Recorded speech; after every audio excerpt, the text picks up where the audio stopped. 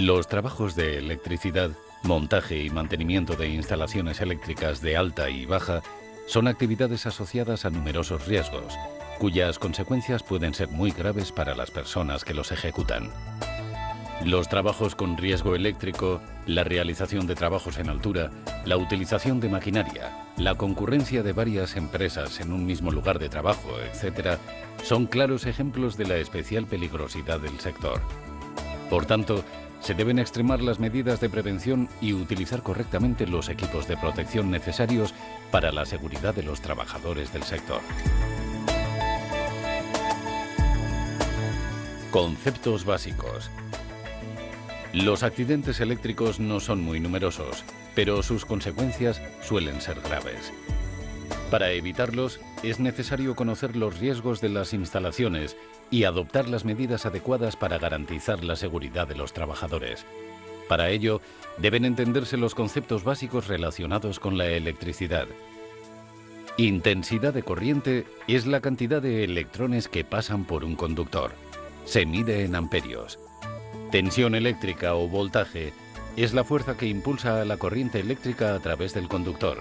Se mide en voltios y se clasifica en baja tensión para aparatos y circuitos cuyas tensiones sean iguales o inferiores a 1000 voltios para corriente alterna y 1500 voltios para corriente continua. Y alta tensión para tensiones por encima de estas. La resistencia eléctrica se refiere a la oposición que los materiales plantean al paso de la corriente. Se mide en ohmios. Estos conceptos, intensidad, tensión y resistencia, se relacionan entre sí, ya que la corriente que circula por un circuito está limitada por la resistencia del conductor y depende de la magnitud de la tensión aplicada. Es lo que se conoce como ley de Ohm. Factores de riesgo y efectos de la corriente eléctrica. Para que se produzca una circulación de corriente eléctrica a través del cuerpo humano, debe ocurrir que el cuerpo humano forme parte del circuito, que exista una diferencia de tensiones entre dos puntos de contacto. Factores que determinan los efectos. Intensidad y duración de la corriente. Cuanto mayor sea la corriente que circula por el cuerpo y el tiempo de duración, mayor será el daño. Resistencia del cuerpo. Cuanta mayor resistencia ofrezca el cuerpo humano al paso de la corriente, sus consecuencias serán menos graves. Tensión aplicada. Es el factor que, unido a la resistencia del circuito, provoca el paso de la corriente por el cuerpo. Recorrido de la corriente a través del cuerpo. El accidente es mucho más grave si la trayectoria de la corriente atraviesa órganos vitales: corazón, cerebro, pulmones. Efectos de la corriente eléctrica en el cuerpo humano. Las lesiones y su gravedad dependen del paso o no de la corriente por el cuerpo. En caso de accidente por arco eléctrico sin paso de esta por el cuerpo, las lesiones más frecuentes son quemaduras directas, proyecciones de partículas, lesiones oculares por radiaciones. Si se produce con paso de la corriente por el cuerpo, las consecuencias pueden ser más graves, desde quemaduras de distinto tipo, embolias, hasta la muerte por asfixia o fibrilación ventricular.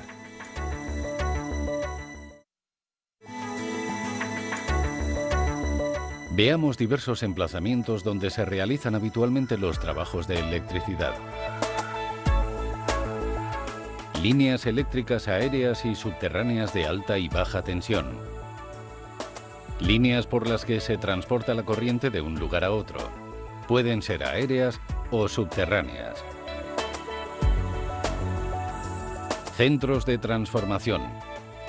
Es una instalación eléctrica que recibe energía en alta tensión y la transforma en baja tensión para su utilización final. Subestaciones.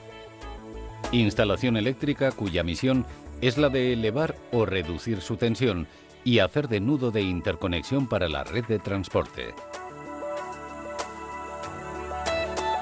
Montaje y mantenimiento eléctrico industrial y edificación. Son los trabajos destinados a montaje y mantenimiento de la instalación eléctrica que toda edificación o industria requiere. Instalaciones provisionales de obra. Aquellas instalaciones destinadas a dar servicio a todas las necesidades de electricidad en la ejecución de una obra. En todas estas instalaciones podemos realizar los trabajos de la siguiente forma. Trabajos en instalaciones sin electricidad. Trabajos sin tensión. Trabajos en tensión. Maniobras, mediciones, ensayos y verificaciones. Trabajos en proximidad de elementos en tensión. Trabajos en emplazamientos con riesgo de incendio o explosión. El Real Decreto 614/2001 establece unas cualificaciones, autorizaciones mínimas que deben poseer los trabajadores para realizar los diversos trabajos eléctricos.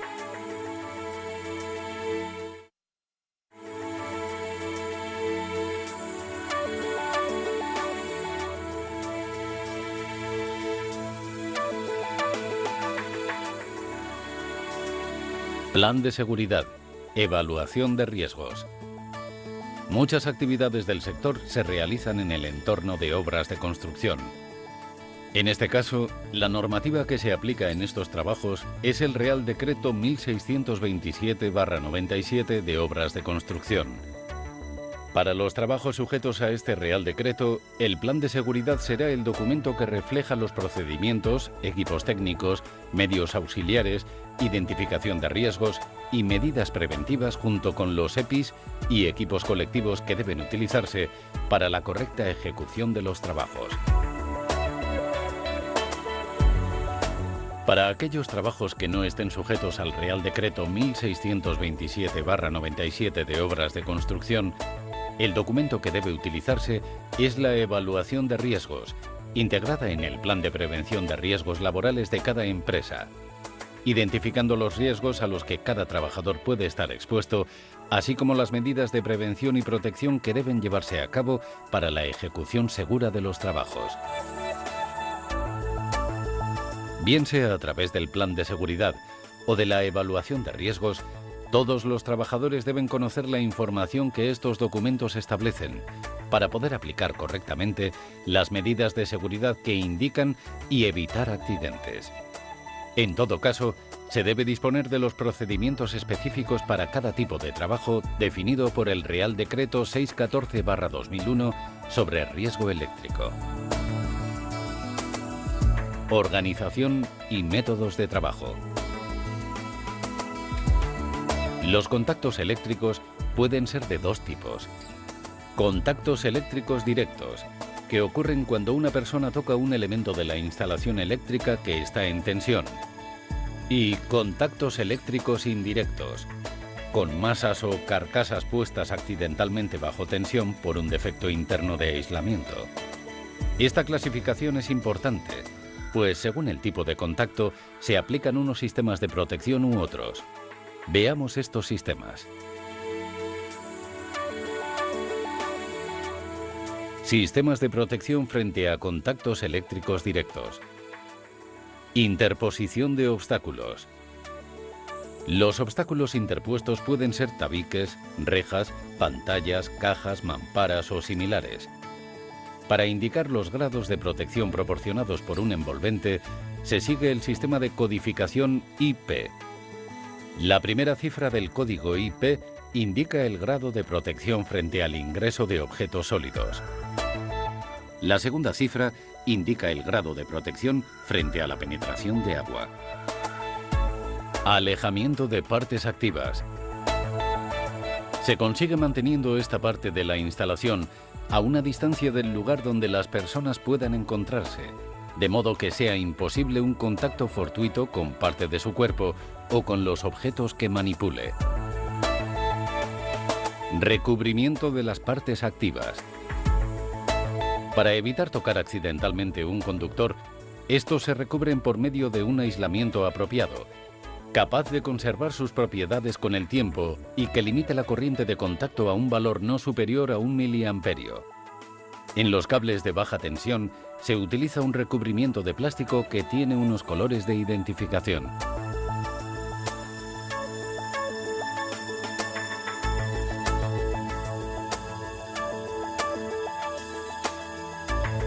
Sistemas de protección frente a contactos eléctricos indirectos.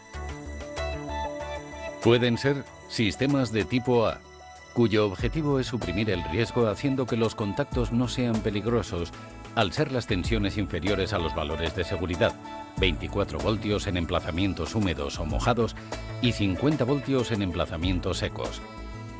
Entre otros sistemas de tipo A podemos citar separación de circuitos, empleo de pequeñas tensiones de seguridad o separación mediante aislamiento de protección, doble aislamiento.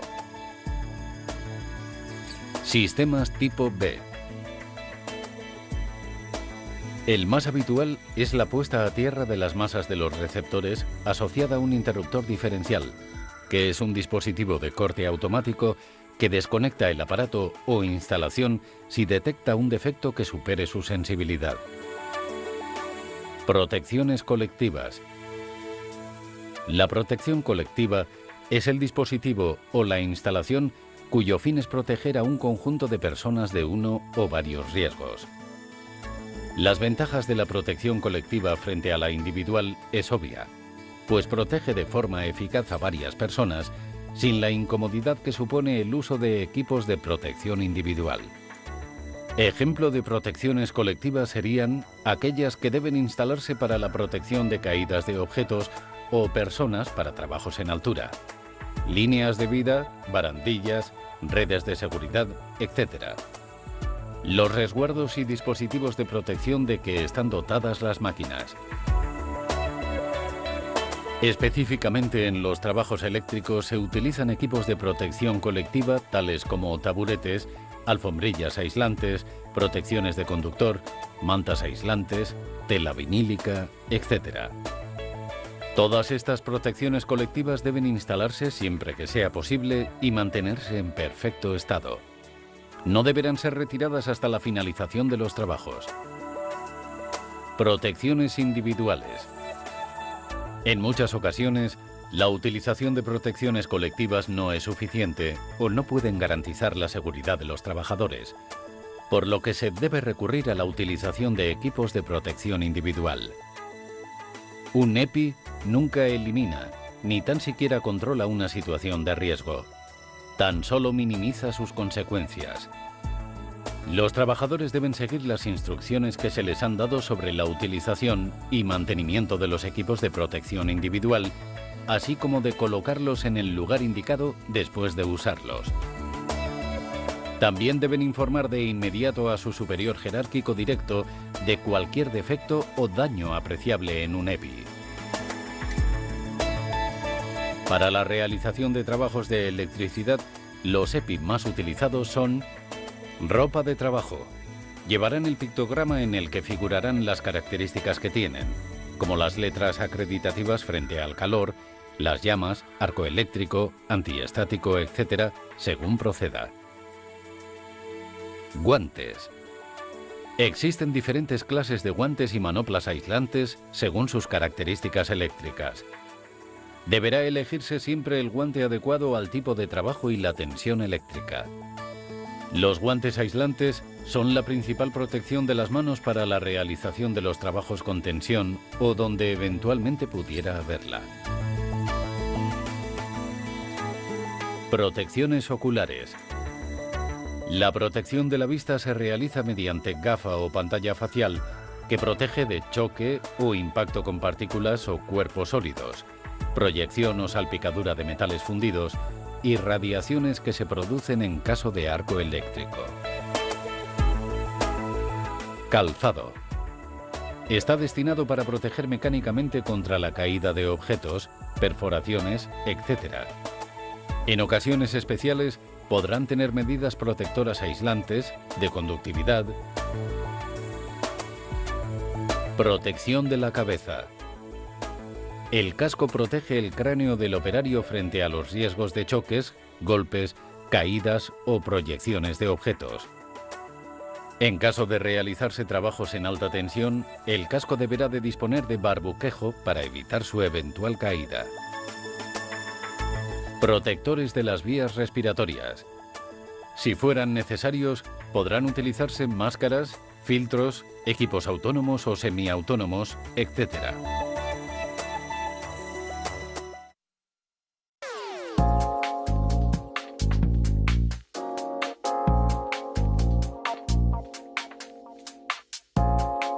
Escaleras.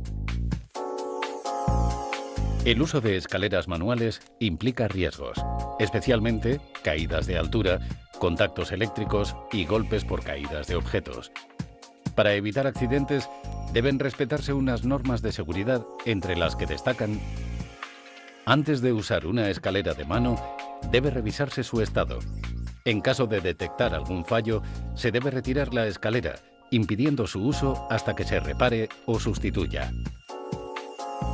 Hay que asegurar la estabilidad de la escalera antes de usarla. En caso de trabajos por encima de 3,5 metros, en los cuales se van a producir movimientos, se debe atar la escalera y usar un sistema anticaídas. La escalera debe colocarse formando un ángulo aproximado de 75 grados con la superficie horizontal y con los largueros sobrepasando al menos 1 metro por encima del punto al que se accede. El ascenso y descenso se realizará con las manos libres y de frente a la escalera. Se debe trabajar en la vertical de la escalera, no saliéndose del ancho de la misma. En caso necesario, se debe mover la escalera de sitio siempre que el trabajador haya bajado de la misma. En la realización de trabajos con tensión en baja tensión, se hará uso de escaleras aislantes. En las escaleras de tijera, hay que mantener completamente extendido el tensor de seguridad, no pasar de un lado al otro por la parte superior y tampoco trabajar a caballo sobre ella. Maquinaria y herramientas.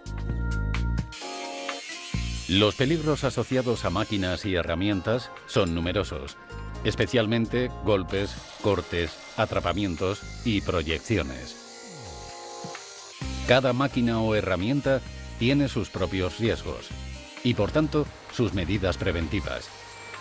Sin embargo, con carácter general se deben cumplir con las siguientes normas. Se deben adquirir siempre equipos con marcado CE. Mediante el marcado CE, el fabricante indica que cumple con los requisitos esenciales de seguridad que le son de aplicación. Para equipos antiguos que no dispongan del marcado CE, serán necesarios haberlos puesto en conformidad para poder ser utilizados. Los equipos de trabajo deben ir acompañados de un manual de instrucciones que debe ser conocido por cada trabajador. Antes de su uso, se debe comprobar el buen estado de las máquinas o herramientas. Si detectara algún defecto o avería, se deberá retirar y reportar al mando directo, garantizando que nadie la utilice hasta que no esté reparada. En el caso de equipos especiales, solo podrán ser utilizados por aquellos trabajadores expresamente autorizados por sus empresas. No se llevarán ropas holgadas, el pelo suelto, bufandas, cadenas ni ningún otro elemento que pueda resultar atrapado por la máquina. Cuadros eléctricos portátiles. Equipos auxiliares utilizados para la conexión eléctrica de receptores, especialmente en obras de construcción. El riesgo principal de estos equipos es el de contactos eléctricos. Deben situarse en un lugar estable, fuera del alcance de chorros de agua. Debe permanecer cerrado durante su normal funcionamiento. Las máquinas y equipos eléctricos se conectarán siempre con clavijas, nunca directamente con el cable pelado. Para comprobar el correcto funcionamiento de los diferenciales, se debe comprobar periódicamente mediante disparos del botón de pruebas. Trácteles. Son aparatos portátiles de tracción y elevación con cable. El principal riesgo es el de caída de objetos durante su elevación. Se debe comprobar que los puntos de anclaje tengan una resistencia suficiente para el esfuerzo previsto. Se debe respetar siempre la carga máxima indicada por el fabricante. Antes de iniciar la maniobra, se comprobará que el gancho esté correctamente cerrado. Nunca se ahorcará con el gancho el cable de tracción. El tráctel no se debe apoyar sobre su carcasa como elemento de sujeción. Utilizar para ello siempre su gancho.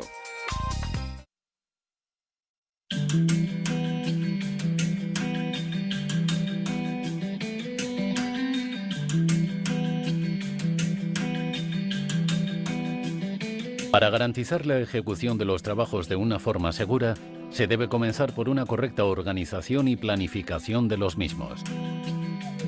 La mayoría de los trabajos de electricidad se llevan a cabo en emplazamientos lejanos al centro de trabajo de la empresa.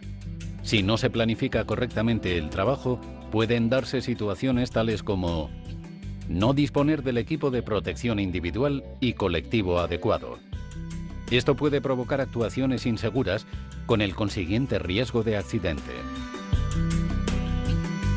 Olvidar una herramienta o máquina necesaria para realizar la tarea de forma adecuada, con la consiguiente pérdida de tiempo. La falta de personal cualificado para la realización de algún trabajo especial, por lo que alguien puede hacerlo sin estar capacitado para ello. No tener claro el método de trabajo adecuado. Para evitar estas situaciones, es necesario planificar y organizar el trabajo antes de ponerse en marcha.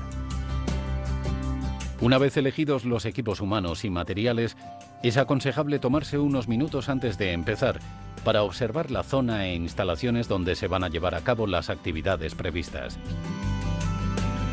Es necesario fijarse en puntos clave, tales como el riesgo de caída, riesgo de contacto eléctrico, trabajos llevados a cabo por otras empresas en el mismo lugar, etc.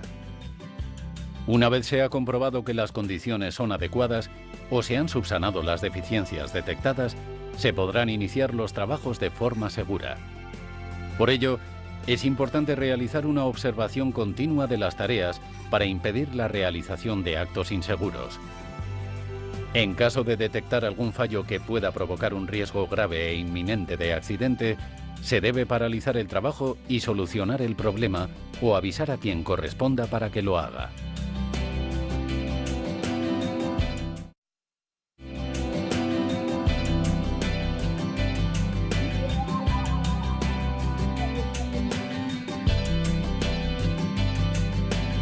La concurrencia de dos o más empresas en un mismo centro de trabajo o de diversas actividades en el mismo emplazamiento puede provocar que los riesgos laborales propios de cada actividad se vean incrementados por diversas razones, tales como el desconocimiento de las otras actividades y, por tanto, del riesgo que éstas puedan generar, la interacción descontrolada o la incompatibilidad de las diferentes actividades. En estos casos, se deberán adoptar medidas. Estas medidas deberán asegurar una cooperación entre las distintas empresas y o trabajadores que realizan diferentes trabajos, coordinando de manera adecuada los mismos para garantizar su ejecución segura.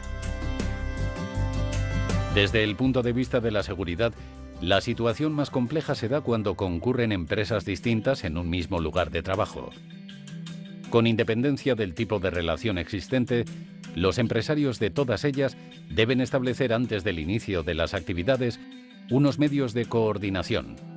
Estos medios pueden ser la designación de una o más personas encargadas de la coordinación de las actividades preventivas, el intercambio de información, la impartición de instrucciones, la presencia en el centro de trabajo de los recursos preventivos, el establecimiento conjunto de medidas específicas de prevención, la celebración de reuniones periódicas entre las empresas concurrentes, las reuniones conjuntas de los comités de seguridad y salud de las empresas concurrentes o, en su defecto, de los empresarios que carezcan de dichos comités con los delegados de prevención.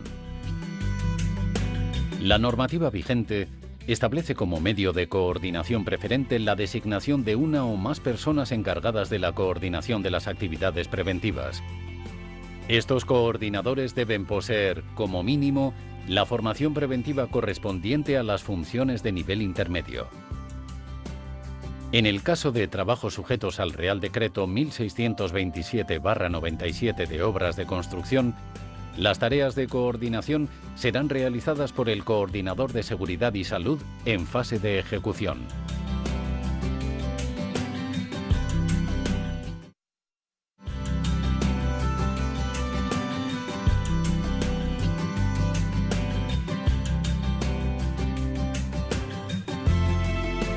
La rápida actuación ante un accidente puede salvar la vida de una persona o evitar el empeoramiento de las posibles lesiones que padezca.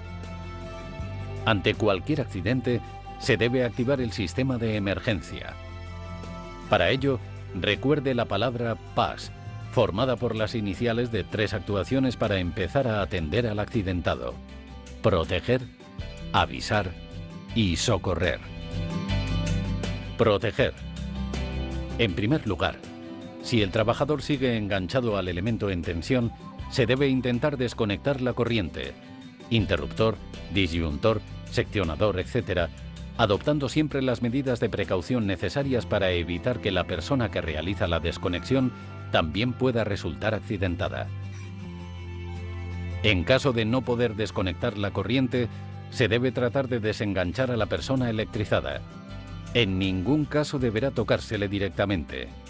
Se debe utilizar cualquier elemento no conductor: pértiga aislante, listón, palo, etc.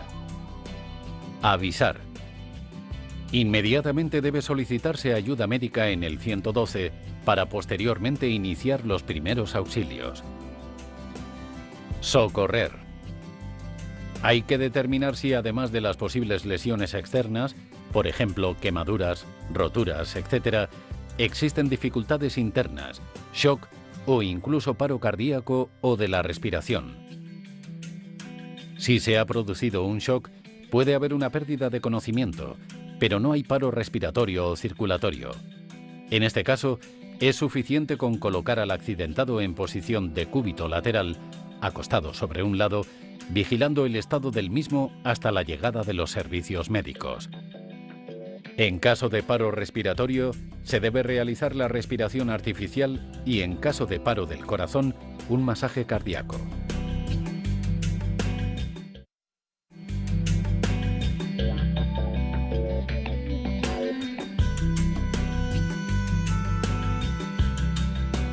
Marco normativo general y específico. La Ley de Prevención de Riesgos Laborales es la norma legal más importante en materia de prevención de riesgos laborales en España. Esta ley ha sido desarrollada mediante diversos reales decretos que abordan temas más concretos. De entre todos ellos, cabe destacar el Real Decreto 614/2001 sobre disposiciones mínimas para la protección de la salud y seguridad de los trabajadores frente al riesgo eléctrico.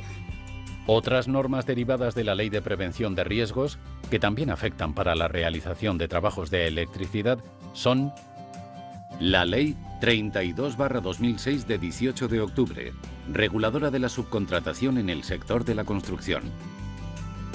Real Decreto 1215/97 de equipos de trabajo y su modificación por el Real Decreto 2177/2004 en materia de trabajos temporales en altura. Real Decreto 1627/97 de obras de construcción. Real Decreto 773/1997 de equipos de protección individual. Organización de la prevención. El Reglamento de los Servicios de Prevención determina, entre otros temas, las modalidades de organización de la prevención en las empresas. Asumiendo personalmente el empresario siempre que esté capacitado y la empresa tenga menos de 10 trabajadores y no realice actividades consideradas como peligrosas. Designando a uno o varios trabajadores para llevarla a cabo. Estos trabajadores deberán tener la formación necesaria en materia preventiva para poder llevar a cabo sus funciones, recurriendo a un servicio de prevención ajeno que han de estar acreditados por la autoridad laboral, constituyendo un servicio de prevención propio, lo cual es obligatorio para empresas de más de 500 trabajadores o de 250 si realizan actividades consideradas reglamentariamente como peligrosas. Recursos preventivos. En la Ley 54/2003 de reforma del marco normativo de la prevención de riesgos laborales se introduce la figura del recurso preventivo. Este debe estar presente de modo permanente en aquellas actividades o procesos que sean considerados como peligrosos o con riesgos especiales. Sus funciones son: deben ser los primeros en cumplir y velar por el adecuado cumplimiento de los procedimientos e instrucciones aprobados por la empresa. Deben informar y formar a los trabajadores afectados de los riesgos y de las medidas preventivas y de protección a adoptar. Deben analizar los trabajos que se llevan a cabo en nuestra área, detectando posibles riesgos o deficiencias para su eliminación o minimización. Hay que planificar y organizar los trabajos, considerando los aspectos preventivos a tener en cuenta. Ante situaciones de emergencia, accidente o riesgo grave e inminente, tomarán las medidas oportunas ordenando, si fuera necesario, la interrupción y abandono del trabajo. Deben comprobar que los lugares, equipos de trabajo y equipos de protección se encuentren en condiciones seguras, en correcto uso y mantenimiento. Participación, información, consulta y propuestas. La Ley de Prevención de Riesgos Laborales establece, entre otros temas, los derechos y deberes de los trabajadores sobre la seguridad y salud en el trabajo. En su artículo 14, define el derecho que tienen los trabajadores a una protección eficaz en materia de seguridad y salud en el trabajo, así como el deber del empresario de protección de los trabajadores frente a los riesgos laborales. Según se detalla en la ley, forman parte de este derecho de los trabajadores ser informados y formados en materia preventiva, ser consultados y participar en las cuestiones relacionadas con la prevención de riesgos, poder interrumpir la actividad en caso de riesgo grave e inminente, recibir una vigilancia de su estado de salud. Por su parte, corresponde a los trabajadores usar adecuadamente las máquinas, aparatos, herramientas, medios y equipos de protección, etc., con el que desarrollar su actividad. No poner fuera de funcionamiento y utilizar correctamente los dispositivos de seguridad de las máquinas, herramientas, instalaciones, etc. Velar por tu propia seguridad y por la de aquellas otras personas a las que pueda afectar tu trabajo. Cooperar con el empresario e informar de cualquier situación de riesgo para la seguridad y salud de los trabajadores. Además, la ley regula la consulta y participación de los trabajadores a través de los delegados de prevención, que son los representantes de los trabajadores con funciones específicas en materia de prevención de riesgos en el trabajo. También a través del Comité de Seguridad y Salud, como un órgano paritario de participación en la empresa, formado por los delegados de prevención de una parte y por el empresario y o sus representantes de otra.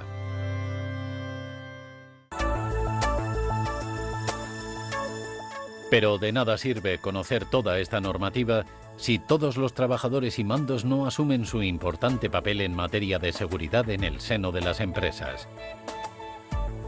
Es necesario concienciarse y poner en práctica las medidas de prevención y protección, participando, opinando y colaborando. La seguridad es un trabajo de todos.